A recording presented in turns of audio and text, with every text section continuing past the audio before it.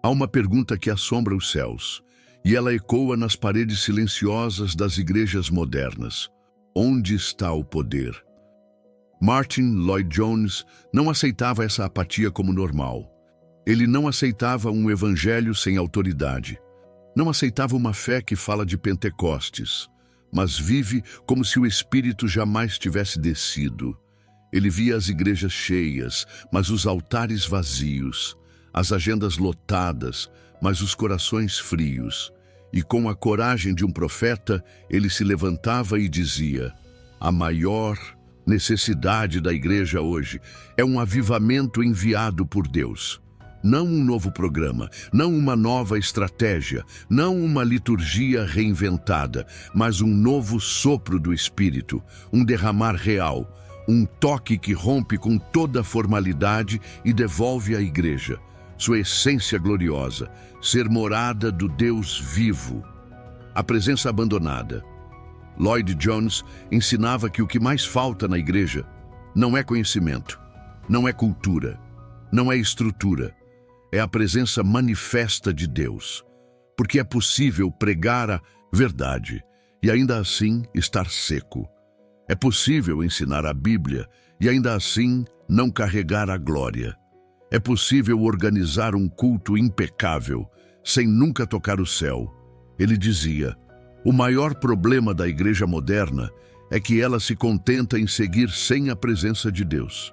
Ela aprendeu a funcionar sem poder, a se movimentar sem unção, a cantar sem adoração verdadeira, a pregar sem lágrimas, a orar sem fé. E isso, para Lloyd-Jones, era uma tragédia espiritual. O Evangelho é poder. Martin Lloyd-Jones foi categórico. O Evangelho é poder, e onde não há poder, não há Evangelho. Sim, o Evangelho é mensagem, mas também é impacto. É verdade eterna que fere e cura. É martelo que esmaga e bálsamo que restaura. Se o Evangelho que você carrega não causa mudança, então talvez não seja o Evangelho. Porque o verdadeiro Evangelho confronta, exige arrependimento, destrona o ego, quebra cadeias. Não se trata apenas de aceitar Jesus, mas de morrer com ele. Lloyd-Jones dizia: o homem não está apenas doente, ele está espiritualmente morto, e só o poder de Deus pode ressuscitá-lo. A superficialidade que envenena. Quantas vezes nos contentamos com experiências rasas, com um cristianismo sociável, mas não santificado? Martin Lloyd-Jones denunciava isso. Ele via igrejas adaptadas ao mundo, líderes preocupados com performance, crentes viciados em entretenimento, mas incapazes de passar uma hora em oração. E ele clamava: precisamos de uma igreja cheia do Espírito, não cheia de distrações.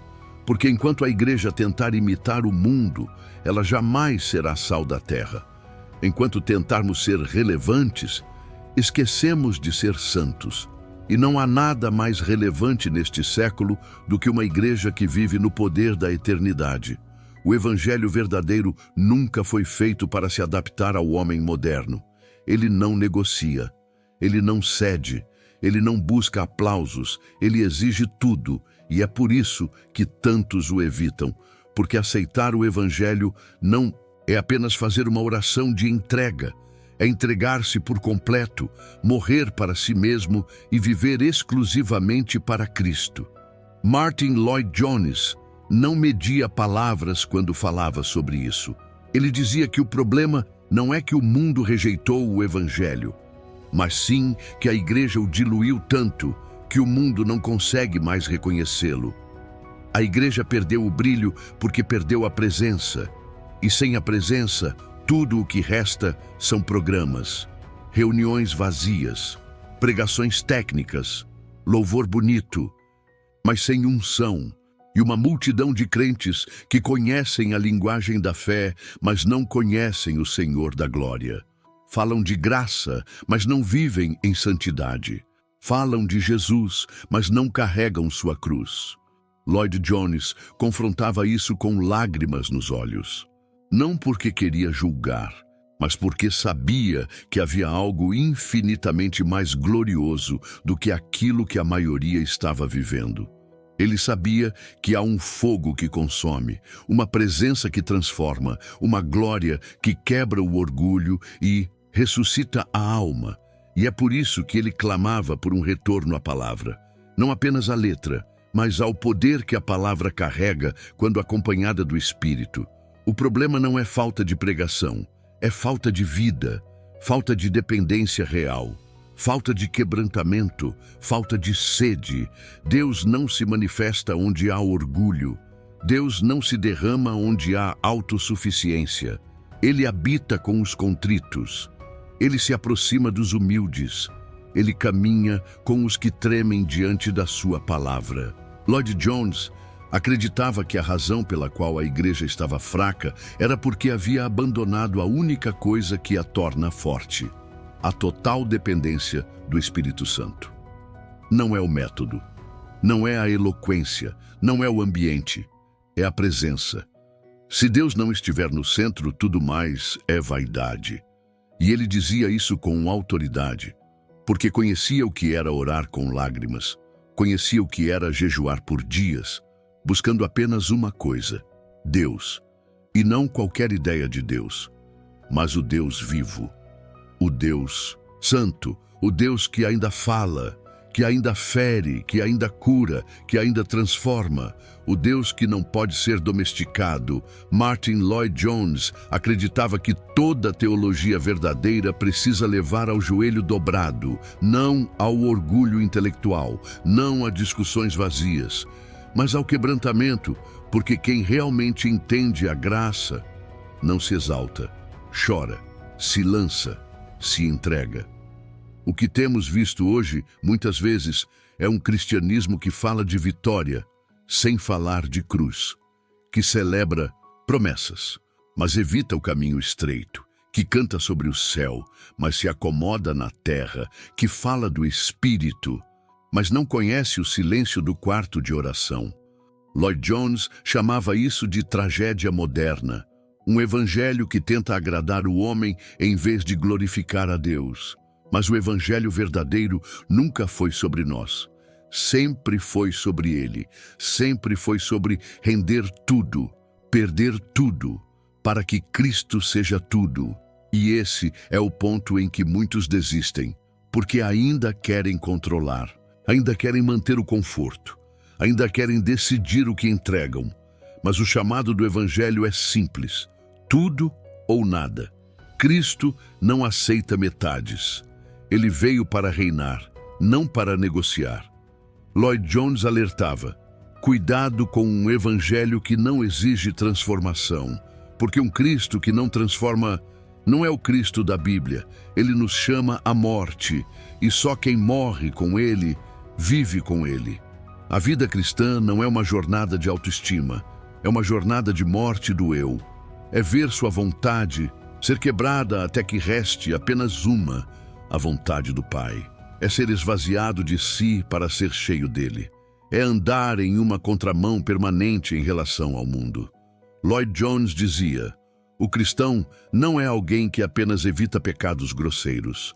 É alguém que vive sensível à santidade, que treme por dentro ao ver seu orgulho, que chora diante de sua frieza, que clama por mais de Deus não porque quer bênçãos, mas porque não suporta viver longe da presença.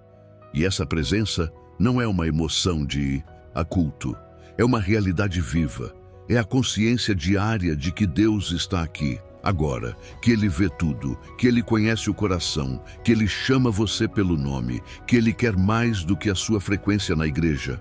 Ele quer o seu coração inteiro. Lloyd Jones ensinava que o Espírito Santo não é um acessório espiritual. Ele é essencial. Ele é o sopro que vivifica. É Ele quem ilumina a palavra, quem convence do pecado, quem conduz à santidade, quem glorifica Cristo. Por isso, quando a igreja tenta caminhar sem Ele, ela até se movimenta, mas não avança. Ela até canta, mas não adora. Ela até prega, mas não transforma. Porque sem o Espírito, tudo é mecânico, tudo é morto, tudo é seco. A igreja precisa voltar, precisa dobrar os joelhos, precisa jejuar, clamar, chorar, até que Deus responda, até que os céus se abram novamente, até que o fogo desça, até que a glória se manifeste. Martyn Lloyd-Jones não cria em avivamento como evento. Ele cria em avivamento como invasão. Uma invasão de Deus que quebra estruturas, que arranca máscaras, que desperta a consciência adormecida, que restaura a autoridade perdida. Uma invasão que começa dentro, no secreto, no quebrantamento. E esse é o convite que ecoa até hoje. Um chamado urgente, profundo e inegociável. A igreja precisa voltar, voltar ao altar, voltar à cruz, voltar à palavra, voltar ao joelho, porque se não voltarmos, pereceremos, mesmo sentados nos bancos, mesmo decorando versículos, mesmo participando de ministérios. Pereceremos espiritualmente, anestesiados por uma religião sem vida. Mas se voltarmos, veremos o que olhos ainda não viram. Ouviremos o que ouvidos ainda não ouviram.